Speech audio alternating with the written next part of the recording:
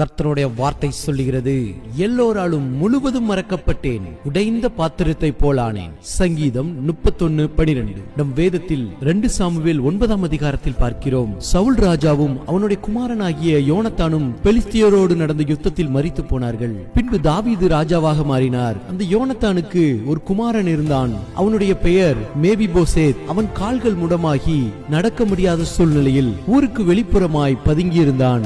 தாவீது ராஜாவாயிருக்கிறார், நம்மை கொன்றாலும் கொன்று விடுவார் என்று பயம் அவனுக்குள் இருந்தது. ஆனாலும் தாவீது ராஜா யோனத்தான் மேல் கொண்ட நட்பு நிமித்தமாய் யோனத்தான் குடும்பத்திற்கு எதையாகிலும் செய்ய வேண்டும் என்று விரும்பினான். அப்பொழுது தன் வேலைக்காரர்கள் மூலமாய் மேபிபோசேத் உயிரோடு இருப்பதை அறிந்து அவனை அழைத்து வர ஆட்களை அனுப்பினான்.